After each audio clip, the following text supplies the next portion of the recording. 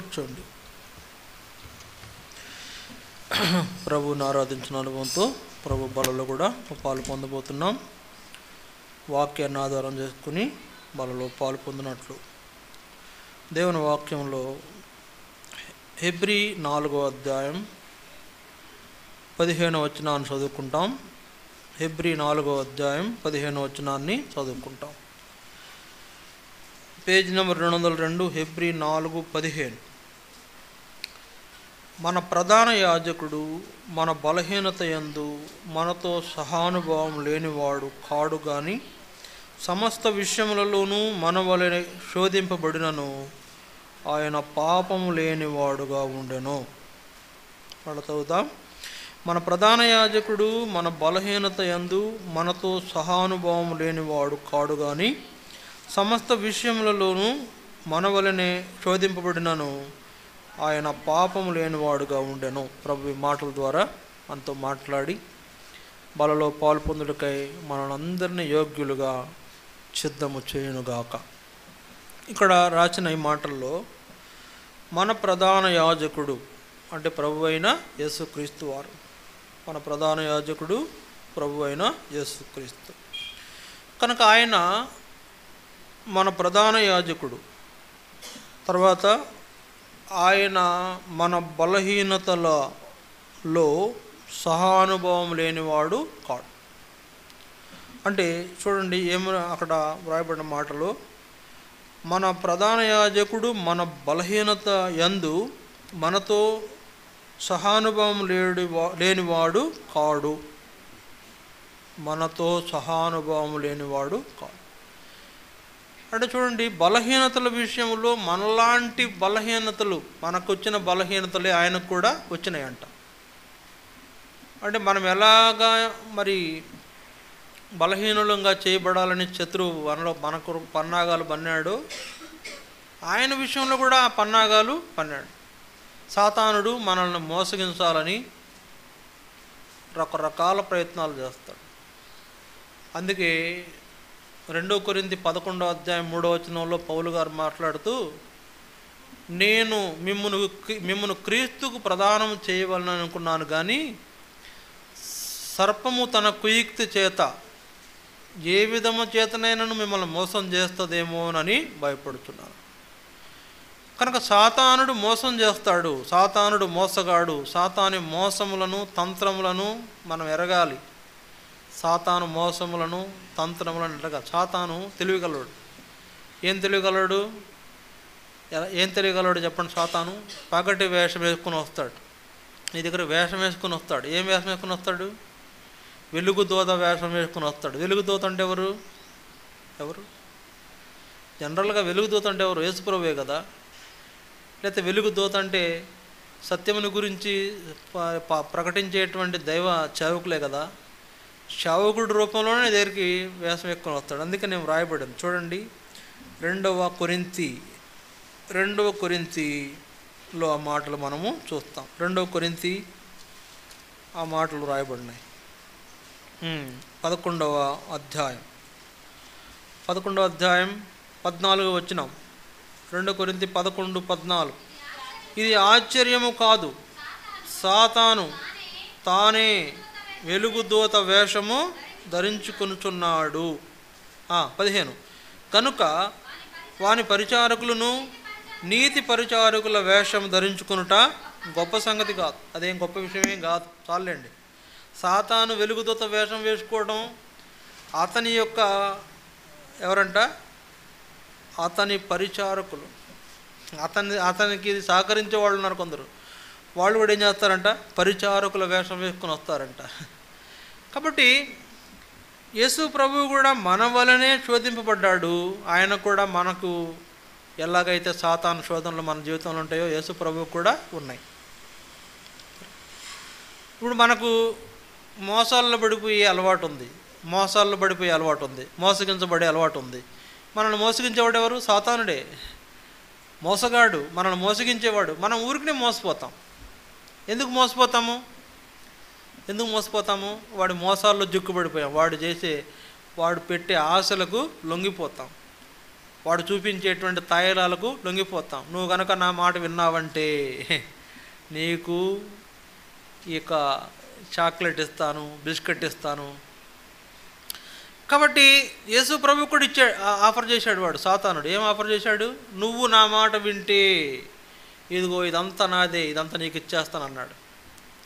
నువ్వు నా మాట వింటే దీనంతటికి అధిపతిని నేను ప్రస్తుతం, నిన్ను దీనంతటికి అధిపతిని చేస్తానన్నాడు సాతానుడు. ఎవరితో? యేసు ప్రభుతో అన్నాడు. ఏంటంటే నువ్వు నాకు మొక్కు చాలు, ఇదంతా నీకు ఇచ్చేస్తానన్నాడు.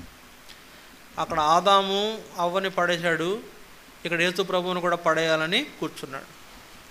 అక్కడ ఆదాము హవ్వను పడేశాడు, అక్కడ ఆదాము అవ్వ వారి యొక్క ఆత్మీయ వస్త్రాలు దొంగిలించాడు, భౌతిక వస్త్రాలు ధరించుకోవడానికి కారణమయ్యాడు. ఇక్కడేమో కొత్త నిబంధనలో మన యొక్క నిలువెల్లా దోసుకోవాలని చూస్తూ యేసు ప్రభువుకే వేశాడు. ఏంటంట? పాచిక, పన్నాగం పన్నాడు యేసు ప్రభు దగ్గరే. యేసు ప్రభు అందుకే ఆయన గురించి రాయబడింది ఎబ్రీ 4:15లో, ఆయన మన వలనే శోధింపబడినను ఆయన మన యొక్క అనుభవాల్లో సహానుభవం లేనివాడు కాడు, కానీ సమస్త విషయములలో మన వలె శోధింపబడినను ఆయన పాపం లేనివాడుగా ఉన్నాడు. మన వలె ఆయన కూడా శోధింపబడినా కూడా పాపం చేయనివాడుగా ఉన్నాడు. మనం చేసినట్టు కాదు. ఆయన కూడా సాతాను ఆశ చూపించాడు, ఇదంతా నాదే నీకు ఇచ్చేస్తానండి, ఇదంతా నాదే నీకు ఇచ్చేస్తానన్నాడు. ఇప్పుడు ఇది నాది, ఇది నీకు ఇస్తాను, నువ్వేం చేయాలా? నా మాట వినాలా, నా మాట వినాలి అని మనల్ని కనుక అన్నాడు అనుకోండి సాతాను. ఏమిస్తారు సాతాను గారు? ఏమిస్తారు బాబు అంటే, నీకు గోల్డ్ నెక్లెస్ అన్నాడు అనుకోండి, బంగారపు నెక్లెస్ అన్నాడు అనుకోండి, ఏం చేస్తారు? అబ్బా నాకు ఆ నెక్లెస్ కావాలి. నువ్వేం చేయాలో చెప్పు అంటే, ఆదివారం మందిరానికి వెళ్ళవాకు, అయిపోతావు. ఈరోజు ప్రార్థన చేసుకోబాకు, చెయ్యం. ఈరోజు వాక్యం చదువుకోబాకు, చదువుకోము. అంటే నేను చెప్పినట్లు విను, ఈ నెక్లెస్ నీకు ఇచ్చేస్తానంటే వాడు చెప్పినట్టల్లా చేస్తాం. దేవునికి విరోధంగా దేవుని మీద తిరగబడతాం, దేవుని దుఃఖపెడతాం, చాలా అసలు దేవుడు అంటే ఎవరో తెలియదు అన్నట్టుగా అయిపోతాం. అలాంటి పరిస్థితుల్లో మనం పడిపోతున్నామంటే దానికి కారణం ఏంటంటే మనలో పాపం, మనలో మోసగిస్తే మోసపోయే గుణం ఉంది మనకు. అపరాధం అంటే యేసు ప్రభువుని కూడా వాడు మోసగించాలనుకున్నాడు, కానీ యేసు ప్రభు మోసపోలేదు. యేసు ప్రభు మోసపోలేదు. మోసపోతే ఏమైండేది? పాపం చేసిన వాడు అయ్యి ఉండేవాడు. అపవాదిని అనుసరించడం అంటే పాపమే కదా. అపవాది చెప్పింది చేయడం అంటే పాపమే కదా. అపవాది పాదాలకు మొక్కుతూ అంటున్నాడు, మొక్కితే పాపమే కదా. ఏమన్నాడు యేసు ప్రభు? నీ దేవుడైన తండ్రికి మాత్రమే మొక్కి ఆయనను మాత్రమే సేవించవాలనరా పిచ్చోడా, నిన్ను కాదు మొక్కవలసింది, తండ్రిని మొక్కాలి. నువ్వు నేను సమస్త మానవాళి తండ్రికి మొక్కాలి. అందువల్ల ఆయన పాపం లేదు, పాపం రూపించడానికి ఏం లేదు. అందుకే యేసు ప్రభు అన్నాడు, నా యందు పాపం ఉన్నదని మీలో ఎవరైనా రుజువు చేయగలరా? నా యందు పాపం ఉన్నదని మీలో ఎవడైనా ప్రూవ్ చేయండి చూద్దామన్నాడు. అంతే, బహిరంగంగా సవాలు విసిరాడు. కనుక ఇలాంటి గొప్ప యేసు ప్రభు వల్లే మనం కూడా జీవించాలండి. ఆయన మనలాంటి మానవుడే, మనలాగా అన్నం తిన్నాడు, మనలాగా ఉప్పు కారాలు తిన్నాడు, మనలాగా ఆయనకి శరీర బలహీనతలు ఉన్నాయి, ఆయన కూడా శరీర బలహీనతలు ఉన్నాయి. యేసు ప్రభువుకి ఆర్థిక అవసరతలు ఉన్నాయా లేదని ప్రశ్న వచ్చింది నాకు నిన్న. యేసు ప్రభువుకి ఆర్థిక అవసరత ఉందా లేదా? ఉందా లేదా చెప్పండి. యేసు ప్రభు డబ్బులతో పనుందా లేదా? ఖచ్చితంగా ఉంది. ఎందుకంటే ఆయన పుట్టిందే పేదవాళ్ళ కుటుంబంలో, ఆయన పుట్టిందే పేదల కుటుంబంలో, డబ్బు లేని వాళ్ళ కుటుంబంలో పుట్టాడు. డబ్బు చాలా అవసరం ఆయనకు. ఆయన చేసిన పరిచర్యకి ఆయనకు ఎంతో డబ్బు అవసరం. ఆ డబ్బులు ఎవరిచ్చారో తెలుసా మీకు? ఎవరిచ్చారో తెలుసా? ఆయనకు డబ్బులు ఎవరిచ్చారంటే ఆయన దగ్గర ఎవరైతే మేలు పొందుతూ వచ్చారో వాళ్ళందరూ ఆయనకు పరిచర్య చేస్తూ వచ్చారు. వారి ఆస్తులు అమ్మి పరిచర్య చేశారు. వారికి కలిగిన దాన్ని ఆయన సమర్పించి పరిచర్య చేస్తూ వచ్చారు. అందుకనే లూకా 8:3లో రాయబడింది ఆ మాట. లూకా 8:2-3లో రాయబడింది ఆ మాట. ఏంటంటే యేసు ప్రభుకు వారందరూ కూడా ఏం చేశారు? పరిచర్య చేస్తూ వచ్చారు. వారి యొక్క ఆస్తిని ఆయన చేసే పరిచర్య కొరకు ఖర్చు పెడుతూ వచ్చారు. అంటే యేసు ప్రభు డబ్బులు అవసరం ఉందా లేదా అంటే డబ్బులు అవసరమే. డబ్బులు అవసరం లేకుండా అన్నం ఎట్ట దొరుకుతుంది? గోధుమ పిండి కొనాలంటే డబ్బు కావాలి కదా, రొట్టె చేయాలంటే నూనె కావాలి కదా, నూనె కొనాలంటే డబ్బులు కావాలి కదా. కనుక ఆహారం తినాలంటే డబ్బులు కావాల్సిందే. ఆయన ఏమి అంటే ఈ లోకంలో దేవుడిగా ఈ లోకంలో పుట్టలేదు కదా, మనుషుడిగా పుట్టాడు. కనుక మనలాంటి మనుషుడే, మనలాగా ఆయనకి రక్త మాంసాలు ఉన్నాయి, మనలాగా ఆయనకు గుండె లబ్డబ్బని కొట్టుకునేదిగా ఉంది, మనలాగా ఆయనకు కూడా ఎన్నో అవసరతలు ఉన్నాయి. తండ్రికి చేదోడు వాదోడు కొనడానికి వడ్రంగం పని కూడా చేశాడంట. కష్టపడి పని చేశాడు, తండ్రికి ఎంతో కొంత ఆయనకి హెల్ప్ చేయాలనే ఉద్దేశంతో వడ్రంగం కూడా చేశాడు. కనుక యేసు ప్రభువుకి డబ్బు అక్కర ఉందా లేదా అని ఆలోచించకుండా పోయాను నేను ప్రార్థన నుంచి ఇంటికి. ఎందుకు లేదు, చాలా ఉంది. అయితే ఆయనకి ఏంటంటే ఆయన పరిచయం చూసిన వాళ్ళు, ఆయన పరిచయం మెచ్చిన వాళ్ళు ఆయనకి ఏంటంటే అందరూ ఆయనకి ఏం కావాలంటే ఏర్పాటు చేస్తూ వచ్చారు. ఆయన ఊరు పలానా ఊరు వెళ్ళాలంటే ఆ ఊరిలో వీళ్ళు ముందుగానే వీళ్ళు ఏర్పాట్లు చేసేవాళ్ళు ఆయనకు శిష్యులు అయిపోయారు. అందువల్ల ఆయనకు డబ్బు అవసరతుంది. ఇంకో మాట, వీళ్ళకి ఒక కోశాధికారి కూడా ఉన్నాడు. ఎవరికి?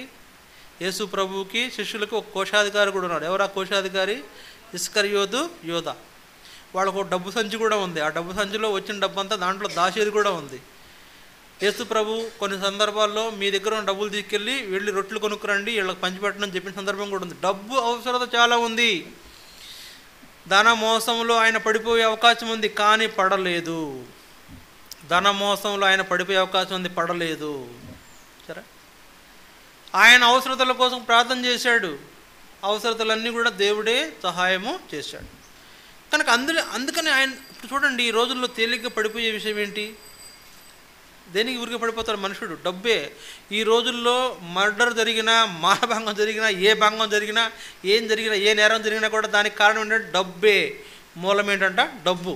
డబ్బు గురించే ఈ నేరాలు ఘోరాలు.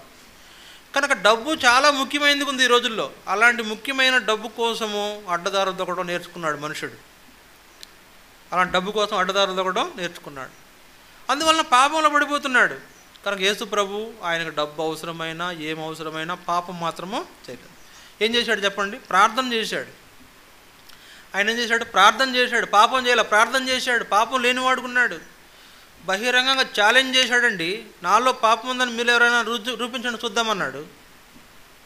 ఇలాంటి గొప్పదైన లక్షణం మన జీవితంలో కూడా మనం కలిగి ఉండాలని ఆయన కోరుతున్నాడు. మనం అలాంటి ఆయన వల్లే ఉండాలి. పాపం లేనివారుగా ఉండాలి. కొన్ని బలహీనతలు వస్తాయి, లొంగిపోకూడదు, లొంగిపోని వారికి ఉండాలి. కొన్ని పరిస్థితులు సంభవిస్తాయి, వాటిని మనం ఏంటంటే వాటి కోసం వెంపర్లాడకూడదు. కొన్ని పరిస్థితులు వస్తాయి, వాటిని చూసి మనం ఆకర్షించబడకూడదు. కొన్ని పరిస్థితులు వస్తాయి, వాటిని పట్టుకొని పరిగెత్తకూడదు. ఏం చేయాలా? స్థిరముగా నిలిచి ఉండాలి, విశ్వాసంతో నిలిచి ఉండాలి. ప్రార్థన శక్తి కలిగిన వారుగా దేవుని వైపు చూస్తూ ఉండే ఆ ధన్యత ఎవరైతే కలిగి ఉంటారో వాళ్ళు పాపము చేయరు. దేవుని వైపు చూసేవాళ్ళు పాపం చేయరు. యేసుప్రభు దేవుని వైపు చూశాడు. యేసుప్రభు దేవుని ఆశ్రయించాడు. కనుక దేవుడు ఆయనకు తోడుకున్నాడు. కనుక పాపం లేదు ఆయనలో. మనం ఆశ్రయిస్తామా? మనం ఆయన వైపు, దేవుని వైపు చూస్తామా? మనం ఆయన ద్వారా బలపరచబడతామా? అలా ఉండాడు కనుకే ఆయన పాపం లేనివాడు. చూడండి, ఈ అనుభవంలో మనం కూడా రావాలంటే కొన్ని లక్షణాలు మనం కూడా నేర్చుకోవాలి. మొట్టమొదటిగా మనం చూద్దాం. చూడండి, దేవుని వాక్యంలో మొదటిగా మనం చూస్తాం. దేవుని వాక్యంలో దయచేసి చూడండి. మొదటిదిగా మనకు జ్ఞాపకం చేయబడుతున్న మాట యోబు గ్రంథం 1వ అధ్యాయం. యోబు గ్రంథం 1వ అధ్యాయం 22వ వచనం. యోబు గ్రంథం 1వ అధ్యాయం 22వ వచనం. ఈ సంగతులలో ఏ విషయమందును యోబు ఏ పాపమును చేయలేదు, దేవుడు అన్యాయం చేశానని చెప్పలేదు. ఈ విషయములలో, ఏ విషయంలో? ఈ సంగతులలో ఏ విషయమందును యోబు పాపము చేయలేదు. దేవుడు నాకు అన్యాయం చేశాడని కూడా చెప్పలేదు. యోబు సంగతి చెప్తే మీకు ఒక గంట పడుతుంది. ఇప్పుడు యోబు గురించి చెప్పాలంటే నేను చెప్పట్లా. వర్తమానం చాలా బాగుంటుంది, కానీ టైం లేదు. అందుకే చాలా త్వరగా నేను ముగించాలి. యోబు సంగతిని మనకు జ్ఞాపకం చేసుకుంటే సాతానుడు ఎంతగా శోధించాడంటే, ఎంతగా బాధించాడంటే అతనుకున్న సర్వస్వాన్ని కోల్పోవలసిన పరిస్థితి ఏర్పడింది. అతనుకున్న మొత్తాన్ని సాతాను లాగేసుకున్నాడు. అతనుకున్న మొత్తాన్ని సాతానుడు ఏం చేశాడు? అతని నుంచి దూరం చేశాడు, తనకు ఆరోగ్యం లేకుండా చేశాడు, తన పిల్లలకు లేకుండా చేశాడు, తన ఆస్తిపాస్తులు నష్టపెట్టేట్టు చేశాడు. అంటే ఒక్క రోజులో ఆస్తిపాస్తులన్నీ కోల్పోయిన పరిస్థితి యోబు జీవితంలో ఎదురైందంట. ఎదురైతే ఏం చేశాడు చెప్పండి? ఆయన ఏమన్నాడు 21లో, నేను నా తల్లి గర్భంలో నుండి దిగంబరినై వచ్చి తిని, దిగంబరినై ఎక్కడికి తిరిగి వెళ్ళదును, యెహోవా ఇచ్చెను, యెహోవా తీసుకొని పోయెను, యెహోవా నామమునకు స్తుతి కలుగునుగాక. ఈ సంగతులలో ఏ విషయమందును యోబు ఏ పాపమును చేయలేదు. దేవుడు అన్యాయం చేశాడని చెప్పలేదు, పాపం చేయలేదు, దేవుడిని కూడా నిందించలేదు. ఇంకో మాట 2వ అధ్యాయం 10వ వచనం చూడండి. 2వ అధ్యాయం యోబు గ్రంథం 2వ అధ్యాయం 10వ వచనం. అందుకు అతడు, మూర్ఖురాలు మాట్లాడినట్లు నువ్వు మాట్లాడుచున్నావు, మనం దేవుని వలన మేలు అనుభవించుదుమా, కీడును మనం అనుభవింప తగదా అనెను. ఈ సంగతులలో ఏ విషయమందును యోబు నోటి మాటతోనైనను పాపం చేయలేదు. సరే, ఈ విషయంలో యోబు నోటి మాటతోనైనా పాపం చేయలే. అక్కడ 1:22లో ఏ పాపం చేయలేదు, దేవుడు అన్యాయం చేశాడని చెప్పలేదు. ఇక్కడ 2:10లో యోబు నోటి మాటతోనైనను, ఎంత వివరంగా రాశారండి, ఎంత క్లియర్గా రాశారు. యోబు నోటి మాటతో నేను పాపం చేయాలి. మనమైతే ఏం చేస్తాం చెప్పండి? మనమైతే ఏం చేస్తాం? ఈ దేవుడికి అసలు నేనంటే ఏ ప్రేమ లేదు, ఈ సాతానుగాడు ఒక మాయదారుడు, ఈ సాతానుగాడు కూడా మాయదారుడు, వాడు చేతులు విరిగిపోను, వాడు నాశనం అయిపోను. అంటే ఈ విరిగిపోను నాశనం అయిపోను పాపమే కదా. మన నోరు, దేవుడిచ్చిన నోరును ఏం చేయాలా? దీవెనకే ఉపయోగించాలంట, శాపానికి ఉపయోగించకూడదంట. అది ఎవరైనా కానివ్వండి, దీవించబడాలి కానీ మన నోటి ద్వారా శాపించబడకూడదంట. అందువల్ల ఇప్పుడు యోబు నోరు దీవెన వచనాలు పెరుగుతుంది. ఏంటంటే యెహోవా ఇచ్చాడు, యెహోవా తీసుకున్నాడు, యెహోవా నామానికే స్తుతి, దీవెన వచనాలు వస్తున్నాయి. పాపం రావటంలా దేవుడు అన్యాయం చేశాడని చెప్పిన పరిస్థితి లేదు. నోటి మాటతోనైనా నువ్వు పాపం చేయలేదని వ్రాయబడింది ఆయన గురించి. ఈయన ఎవరండి? ఎవరైనా దేవుని ద్వారా మంచి సాక్ష్యం పొందినోడు కదా. దేవుడే చెప్పాడు కదా, ఊజు దేశంలో యోబు అనే ఒక మనుషుడు ఉన్నాడయ్యా, అతడు యథార్థవంతుడు, అతడు దేవుని భయభక్తులు గలవాడు, చెడుతనం విసర్జించిన వాడు, అతడు భూమి మీద అలాంటి వాడే లేడు. అటువంటి యోబుకు వచ్చిన కష్టంలో ఏ పాపం చేయకుండా తను కాపాడుకున్న స్థితి 2 అంతలు మరలా పొందే అనుభవం దేవుడు అతనికి ఇచ్చాడు. కొన్ని కష్టాలు వస్తాయి, కొన్ని నష్టాలు వస్తాయి, కొన్ని ఒడిదుడుకులు వస్తాయి, ఎత్తు పొలాలు అంటారు వాటిని, ఎత్తు పొలాలు వస్తాయి. ఎక్కాలి దిగాలి, నేర్చుకోండి, ఎక్కడం దేవుడు నేర్చుకోండి. అందుకే ఏమన్నాడు దావీదు, నేను గాఢాంధకారపు లోయలలో సంచరించిన నేను భయపడను, అక్కడ నా దేవుడు ఉన్నాడు. అంటే పల్లం దిగాడు కదా, ఎత్తులో ఉండి పల్లం దిగాడు, గాఢాంధకార లోయలో దిగాడు, ఎత్తులో ఉన్నాడు, పల్లంలో కూడా ఉన్నాడు. కనుక నేను భయపడను, ఆయన దుడ్డుకర నాకు తోడు ఉందంటున్నాడు. కాబట్టి ఏ విధముగా ఎన్ని పరిస్థితులు వచ్చినా కూడా, ఎక్కడైనా ఏ అప్ అండ్ డౌన్ వచ్చినా దేవుడు నాకు సహాయము చేస్తాడు. చూడండి, ఇలాంటి అనుభవం, యోబు లాంటి అనుభవం మన జీవితంలో మనం కూడా కలిగి ఉండాలని దేవుడు కోరుతున్నాడు. ఏ నోటి మాటతోనైనా నువ్వు పాపం చేయలేదు, ఏ పాపము చేయలేదు. యేసుప్రభు లక్షణం అదే కదా, యేసుప్రభు లక్షణమే అదే, ఏ పాపము లేనివాడుగా ఉన్న ఆ యేసుప్రభు వలె యోబు జీవితంలో యోబు ఉండటాన్ని మనము చూస్తున్నాం. ఇది 1. 2 చూడండి, దానియేలు 6వ అధ్యాయం, దానియేలు 6వ అధ్యాయం, దానియేలు 6, 5వ వచనం, 4-5 వచనాలు చూడండి, 4-5 వచనాలు. అందుకు ఆ ప్రధానులను అధిపతులను రాజ్యపాలన విషయంలో దానియేలు మీద ఏదైనా ఒక నింద మోపవలనని ఉండి తగిన హేతువు కనిపెట్టుచుండిరి. గాని దానియేలు నమ్మకస్తుడై ఏ నేరమైనను ఏ తప్పైనను చేయువాడు కాడు కనుక దానియేలులో తప్పైనను లోపమైనను కనుగొనలేకపోయిరి. 5వ వచనం. అందుకు ఆ మనుషులు అతని దేవుని పద్ధతి విషయమందే కానీ మరి ఏ విషయమందును అతనిలో లోపము కనుగొనలేమనిరి. ఇక్కడ ఏంటంటే దానియేలులో ఏ లోపము కనుగొనలేరని సాక్ష్యం ఇచ్చారు. ఎవరు వీళ్ళు? దానియేలులో ఏదైనా తప్పు దొరుకుద్దేమోనని నిఘా పెట్టినోళ్ళు. దానియేలు ఎక్కడైనా దొరుకుతాడేమో పట్టుకొని రాజుగారికి అప్పచెప్పి అతనికి మరణ శిక్ష విధింపజేయాలని చూసిన వీళ్ళు అతనిలో లోపాన్ని కనుగొనలేకపోయినారంట. అతని దేవుని పద్ధతుల విషయంలోనే కానీ, లేకపోతే రాజ్య సంబంధమైన విషయంలో కానీ, ఏ విషయంలోనూ అతనిలోని లోపము కనిపెట్టలేము. అందుకని దానియేలును యేసుప్రభుతో పోలుస్తారు, యేసుప్రభు లాంటి వాడని యేసుప్రభుతో పోలుస్తారు. అందుకని ఆయన దానియేలులో ఏ లోపము లేదు. చూడండి, ఆయన మీద అక్కడ 4వ వచనంలో కొందరు కుట్ర చేశారు, కొందరు వ్యతిరేకంగా పన్నాగాలు పన్నారు. దానియేలు మీద కుట్ర చేసి ఏదో రకంగా ఇరికించాలని చూశారు. ఎందుకంటే దానియేలు ఆ దేశంలో 3వ అధిపతిగా ఏలుతున్నాడు, ప్రధానమంత్రిగా ఉన్నాడు. ఎవరు? ఏ దేశానికి? బబులోను దేశానికి ప్రధానమంత్రిగా ఉన్నాడు. ప్రధానమంత్రిగా ఉన్న దానియేలు, ఏంద్రా నాయన మనకంటే వీడు ప్రమోషన్లు కొట్టేస్తున్నాడు, వీడిని ఎట్లయినా దించాలా అని ఆలోచించారు వీళ్ళందరూ కూడా. మనకంటే ముందెళ్ళిపోతున్నాడు, మనకంటే స్పీడ్కి వెళ్ళిపోతున్నాడు, ప్రమోషన్ కొట్టేస్తున్నాడు, ఎలాగైనా ఇతన్ని ఆ పదవిలో నుంచి దించాలి అని కుట్ర చేసిన వాళ్ళు చూశారు. ఏమైనా లోపం ఉందేం పట్టుకుందాం చూస్తే ఏ లోపము కనుగొనలేమని రాజుకు చెప్తున్నారు వాళ్ళు. రాజా, అతనిలో మేము ఏ లోపము కనుగొనలేకపోయినాం.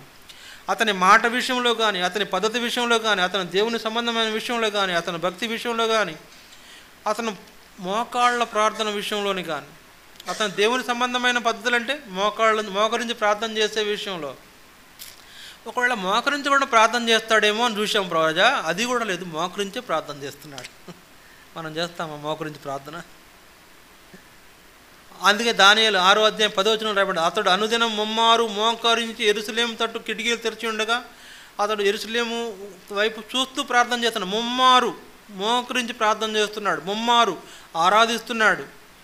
అయ్యా ఏం రాజా, ఏమి దానియేలు? ఈ దానియేలు మామూలు దానియేలు కాదయ్యా, మామూలు దానియేలు కాదు. అసలు ఏ పద్ధతిలో ఉన్న పట్టుకుందామంటే ఎక్కడ దొరకలేదే. అతను దేవునికి లోబడే విషయంలో దొరకలా, అతను దేవునికి ప్రార్థన చేసే విషయంలో దొరకలా, అతనికి దేవుని యందు భయభక్తులు కలిగి ఉండే విషయం చూస్తే అది దొరకలా. ఎంత భక్తి గలవాడో. మన గురించి అట్లా చెప్పబడుతుందా? దానియేలు గురించి చెప్పారండి వాళ్ళు. ఎవరు? ఆయన విరోధులు. దానియేలు మీద కుట్ర పన్నోడు చెప్పారు, సాతాను సంబంధులు చెప్పారు, లోకస్తులు చెప్పారు, బబులోను సంస్థానంలో ఉండే ముఖ్యులైన వాడు చెప్పారు. నెబుకద్నెజరు అనేటువంటి రాజు, అక్కడ ఉన్నటువంటి రాజు బెల్షజర్ రాజు, అక్కడ వాళ్ళ మాట, ఎవరి మాట అయితే వింటాడో వాళ్ళు చెప్తున్నారు అతనిలో మేము లోపం కనుక్కోలేకపోయాం, ఏ లోపం లేనివాడని. సరే, కాబట్టి ప్రియులారా, దేవుని విషయంలో కానీ, లోకంలో జీవిస్తున్నాం, లోక సంబంధమైన విషయాల్లో కానీ మనలో ఏ లోపం లేని వారు ఉంటున్నామా? వాళ్ళకంటే మనకు ఎంతో ఆశ. ప్రధానమంత్రిగా 3వ ప్రధానమంత్రిగా ఉన్నానా, మొదటి ప్రధానమంత్రి అయిపోవాలి నేను. అసలు ఈ రాజ్యానికి అధిపతిని అయిపోతే బాగుంటుంది కదా అని లేకపోతే ఇంకేదైనా ఆలోచించవచ్చు. అతను అలా ఆలోచించలేదు. దేవునికి లోబడి జీవించేవాడు, ప్రార్థనాపరుడు, భక్తిపరుడు, ఆరాధించేవాడు, దేవుని పద్ధతులు బాగా జరిగించేవాడు. అలా మనం ఉంటామా? దానియేలు ఉన్నాడు. యేసు ప్రభు పాపం లేనివాడుగా ఉన్నాడు, అలాగే దానియేలు ఏ లోపమో లేనివాడుగా ఉన్నాడు. ఇది రెండవది. మూడవది చూడండి, ఆదికాండం 39వ అధ్యాయం. ఆదికాండం 39వ అధ్యాయం 9వ వచనం. 39వ అధ్యాయం 9వ వచనం. నీవు అతని భార్యవైనందున నిన్ను తప్ప మరి దేనిని నాకు అప్పగింపక ఉండలేదు, కాబట్టి నేనెట్లు ఇంత ఘోరమైన దుష్కార్యము చేసి దేవునికి విరోధముగా పాపము కట్టుకొందునని తన యజమానుని భార్యతో అనెను. ఇక్కడ మనం చూస్తున్నాం. కాబట్టి నేను ఎంత ఘోరమైన దుష్కార్యము ఎలా చేసి దేవుని విరోధంగా పాపం మూటగట్టుకుంటాను? నేను ఈ పాపం చేయను. అక్కడ ఉన్నటువంటి ఆ యొక్క ఐగుప్తు అధిపతి యొక్క భార్య ఏమంటున్నాడు ఆయన యోసేపు ఐగుప్తు భార్యతో ఏమంటున్నాడు చెప్పండి. కాబట్టి నేనెట్లు ఇంత ఘోరమైన దుష్కార్యం చేసి దేవునికి విరోధంగా పాపము కట్టుకుందునని తన యజమానుని భార్యతో అనెను. చూడండి, ఈ సందర్భం ఏం జ్ఞాపకం చేస్తుంటే అతనికి ఒక దురాశ పుట్టించాలని చూసింది శత్రువు. అతనిలో ఒక దురాత్మను ప్రవేశపెట్టాలని చూసింది శత్రువు. అతన్ని దేవునికి దూరం చేయాలని చూశాడు, పన్నాగం పన్నాడు శత్రువు. అతన్ని దేవునికి విరోధంగా అతన్ని తిప్పాలని, యోసేపును తిప్పాలని అక్కడ పన్నాగం పన్నబడింది. ఎవరు ఆ పన్నాగం పన్నిందంటే ఎవరు? పొతీపెర అనేటువంటి అతని భార్య. ఏమంటుందంటే, రా మనం కలిసి పాపం చేద్దాం. సరే, ఒకటేమో డబ్బు అయితే, రెండోది ఏంటంట శరీరాశ. ఒకటి డబ్బు అయితే మనిషిని నష్టపెట్టేది, రెండోది శరీరాశ. మనం దానిని చూసాం, పదవీకాంక్ష. ఒకటేమో డబ్బు కాంక్ష, రెండోది పదవీకాంక్ష, మూడోది శరీరకాంక్ష, శరీరాశ. తర్వాత మనం కలిసి మనం తప్పు చేద్దామని ప్రేరేపించబడినప్పుడు అతను అంటున్నాడు, నేను ఇంత ఘోరమైన దుష్కార్యం చేసి దేవునికి విరోధంగా ఎట్లు నా పాపమును మూట కట్టుకుంటాను, కాబట్టి నేను ఈ పాపం చేయను. యోసేపు వలె మనం ఉండగలుగుతామా? మనం ఒక ఆకర్షణీయమైనది కనపడంగానే మనం ఏంటంట దానికి సరెండర్ అయిపోయినట్టు అయిపోయింది. కనుక ఒక స్త్రీ ప్రేరేపిస్తుంది ఇతన్ని, పాపం చేద్దాం రా అంటే అతడు, ఇది ఘోరమైన దుష్కార్యం, దేవునికి విరోధమైన కార్యం, ఈ కార్యం నేను చేయను, ఇది కార్యం చేస్తే దేవునికి విరోధంగా పాపం చేసిన వాడిని అవుతానని గొప్పగా ఆ తప్పును చేయడానికి ఒప్పుకోకుండా తిరస్కరించిన వాడు యోసేపు. యోసేపును కూడా యేసుప్రభుతో పోలుస్తారు. ఎందుకంటే యోసేపు జీవితం చాలా ప్రత్యేకమైంది. యోసేపు జీవితంలో యేసుప్రభుని పోల్చదగిన సందర్భాలు ఉన్నాయి. యోసేపుకు దేవుడు కలుగు చేసినటువంటి ఆధిక్యతలు అతను అనుభవిస్తున్నాడు. దేవుడు సహాయం చేస్తున్నాడు. దేవుడు అతను ఏం చేసినా కూడా సఫలం చేస్తున్నాడు.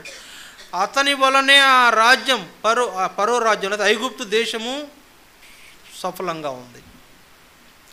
ఆ సంగతి పరోకు అర్థమయ్యి అతన్ని గొప్ప స్థానంలో ఆ దేశంలో పరో రాజు తర్వాత అంతటి అధికారిగా చేశాడు పరో. అలాంటి వ్యక్తితో ఈ తప్పు చేయడానికి ఒక ఆమె అతన్ని ప్రేరేపించింది, రహస్యంగా ప్రేరేపించినప్పుడు ఆ తప్పు చేయడానికి లోబడని యోసేపు వలె మనం ఉండగలుగుతామా? ఎక్కడ అవకాశాలు దొరికితే వదలకూడదు అంటుంటారు మనోళ్ళు. చాలా రకాలు దిక్కోండి దీన్ని. అక్కడ వేరే పాపం చెప్పబడుతున్నా ఇంకా వేరే ప్రేరేపణలు మనకు కలుగుతాయి. వేరే తప్పు చేయడానికి మనల్ని ప్రేరేపించేవాడు ఉంటాడు. అది దొంగతనం చేయడానికి కావచ్చు, అది నరహత్య చేయడానికి కావచ్చు, అది మోసం చేయడానికి కావచ్చు, అది వ్యభిచారం చేయడానికి కావచ్చు, అది పాపంలో మనల్ని పడవేయడానికి కావచ్చు. ఏదైనా ఇలాంటి ప్రేరేపణకు లొంగకుండా యోసేపు, నేను ఇది ఘోరమైన దుష్కార్యం నేను చేయను, దేవునికి విరోధంగా పాపం చేయనని చెప్పగలిగినట్లు మనం ఉండగలుగుతామా? అలా యోసేపు ఉన్నాడు. అతడు చాలా గొప్ప భక్తిపరుడు. అతడు దేవుని విషయంలో చాలా జాగ్రత్తగా జీవించినవాడు. తన జీవితాన్ని పాపం సోకకుండా, పాపం అంటకుండా కాపాడుకున్నవాడు. అలా మనం కూడా ఉండగలుగుతామా? ఉండాలని దేవుడు చెప్తున్నాడు. యేసు ప్రభు ఆయన మనలాంటి వాడే, కానీ ఆయనలో ఏమి లేదంటే పాపము చేయని వాడుగా ఉన్నాడు. ఇప్పుడు ఇంకా పాపం చేయని వాళ్ళు ఎవరున్నారంటే, మొదటిగా ఏం చూసాం, యోబు నోటి మాటతో పాపం చేయలేదు, దేవుడు అన్యాయం చేశాడని చెప్పలేదు. రెండో, దానియేలు పద్ధతుల విషయంలో లోపం లేదు, ఏ లోపం లేనివాడుగా కనపడుతున్నాడు. మూడోది యోసేపు మనం చూస్తున్నాం, ఈ ఘోరమైన దుష్కార్యం నేను చేస్తే దేవునికి విరోధంగా పాపం చేసిన వాడిని అవుతానని ఆ పరిస్థితుల నుంచి తను తాను కాపాడుకుంటూ వచ్చిన, పాపములో పడకుండా తను తాను కాపాడుకున్న యోసేపు. అలా మనం ఉండగలుగుతామా? సాతానుడు ప్రేరేపిస్తాడు. దేనికి ప్రేరేపిస్తాడు? పాపానికి ప్రేరేపిస్తాడు. చర్చికి వెళ్ళడానికి ప్రేరేపించడు, నిన్ను ప్రార్థన చేయడానికి ప్రేరేపించడు, పాపానికి ప్రేరేపిస్తాడు. చర్చికి వెళ్ళడానికి ప్రేరేపించడు, లోకం వైపు వెళ్ళడానికి ప్రేరేపిస్తాడు. అలాంటి ప్రేరేపణ మనం లొంగిపోయి పాపం చేసిన వాళ్ళమైతే దేవుని విరోధంగా మనం చేసినట్లే కదా. అలా చేయకుండా యోసేపు తన జీవితాన్ని కాపాడుకుంటూ వచ్చాడు. అలా మనం అలాంటి వారికి ఉండాలని దేవుడు కోరుతున్నాడు. ఇది మూడో. నాలుగో చూడండి, 1 పేతురు 2. ఇది చాలా పెద్ద సబ్జెక్ట్ అండి, ఇది మరి తేలిగ్గా వెళ్ళిపోతున్నాం. 1 పేతురు 2వ అధ్యాయం 21-22 వచనాలు. 21-22 వచనాలు.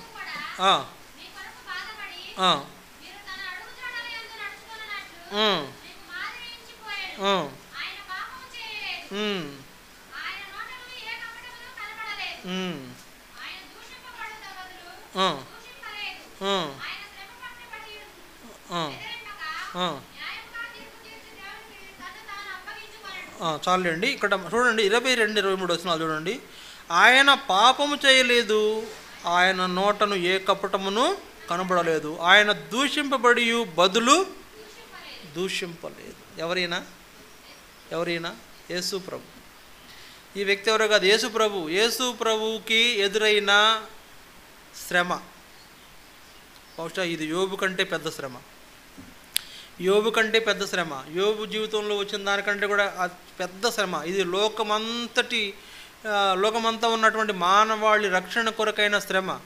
కలువరి చిలువకు మేకులు కొట్టబడే శ్రమ, రక్తము చివరి బొట్టు వరకు కార్చబడేంత శ్రమ, తలపై ముండ్ల కిరీటం ధరించిన అంత శ్రమ, కొరడాతో కొట్టబడినంత శ్రమ, ముఖంపై ఉమ్మిపోయినంత శ్రమ. ఇంత శ్రమలో కూడా ఆయన ఏం చేయాలంటే ఏ పాపము చేయలేదు. యేసు ప్రభు ఏ పాపము లేని వాడుకున్నాడు. ఆయన కపటము లేని వాడుకున్నాడు. ఏ పన్నాగాలు పనలేదు, ఏ ప్రయత్నం చేయలేదు. చిటికేస్తే ఆయన అనుకున్నవి జరిగిపోవా? యేసు ప్రభు చిటికేస్తే చిటికలో జరిగిపోతాయి కదా, చిటికలో జరిగిపోతాయి. అటువంటి ఆయన ఆ శక్తి ఆయనలో ఉండి కూడా వారిని బెదిరించలేదు, వారిని ఎదిరించలేదు. వారికి ఒక గొర్రె తన బొచ్చు కత్తిరించే వారి ముందు ఎలాగ మౌనంగా ఉంటుందో అలా మౌనంగా దీనుడైపోయినాడు. అందుకే ఆయనలో పాపం లేదు. యేసు ప్రభువుతో చిట్ట చివరికైనా పాపం చేయించాలని చాలా ప్రయత్నం చేశాడు సాతానుడు. అంటే ఏదో ఒక రకంగా చిలువలో నుంచి నేను ఈ చిలువ నాకొద్దు, ఈ చిలువ నేను వేయటానికి నేను చిలువ శిక్షకు అర్హుని కాదు, నన్ను చిలువ వేయటానికి మీరు ఎవరైనా అడగడానికి కూడా అడుగుతాడేమోనని కొంచెం కదిలించాడు. ఎవరు? సాతానుడు కదిలించాడు యేసు ప్రభుని. పిలాతు అన్నాడు కదా, ఏమన్నాడు?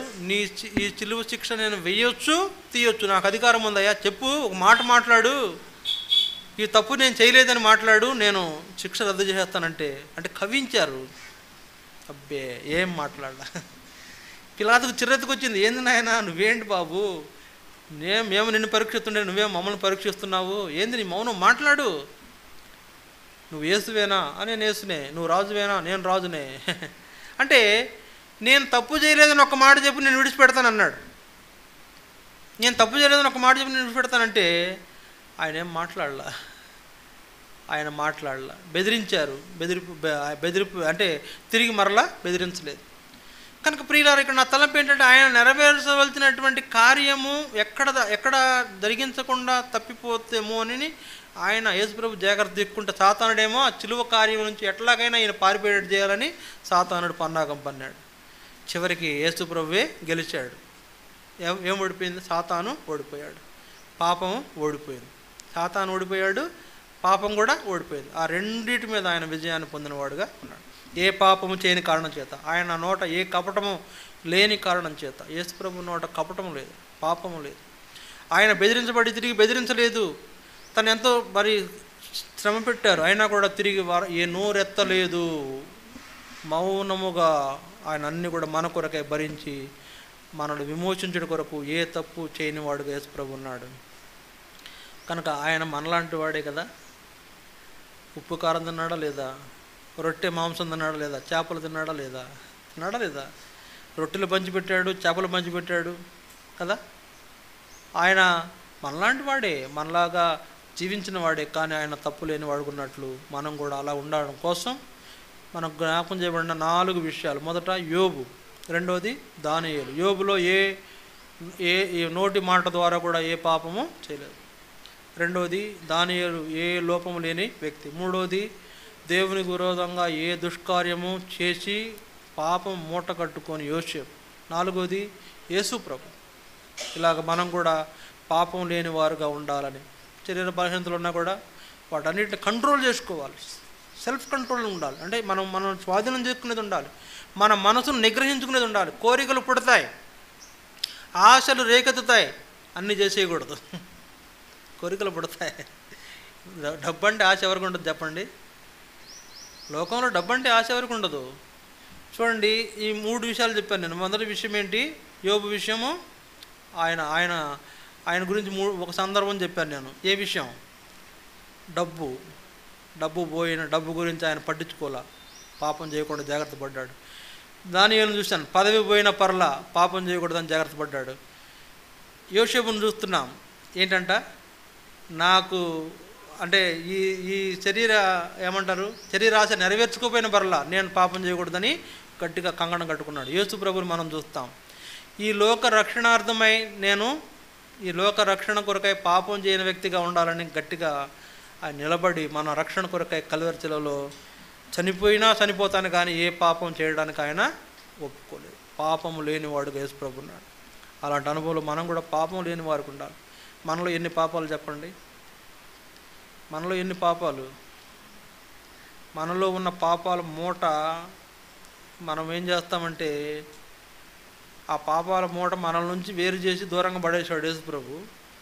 మనం ఏం చేస్తామంటే ఆ పాపాలు మళ్ళీ మళ్ళీ చేసి మళ్ళీ మూట కట్టుకుంటున్నాం. ఆయన ఏమన్నాడు యేసేపు, నేను ఎట్లా ఈ పాపమును కట్టుకుందును, ఇంత పాపం ఎలా కట్టుకుంటానన్నాడు. మనమేమో ఆ పాపాలు మళ్ళీ మళ్ళీ చేసి మళ్ళీ మళ్ళీ ఆ పాపాలు కట్టుకుంటున్నాం. యేసు ప్రభువులా ఉండలేకపోతున్నాం. అందువల్ల శరీర బలహీనతలు పనిచేస్తున్నాయి. క్షమాపణ పొందాలి, ప్రభువుని అడగాలి. క్షమించిన ఆయన పాపం లేనివాడుకున్నాడు. నేను కూడా పాపం లేనివాడుగా ఉండునట్లు నాకు సహాయం చేయని ప్రార్థన చేస్తాం, బలలో చేయవేస్తాం. మోకరించండి.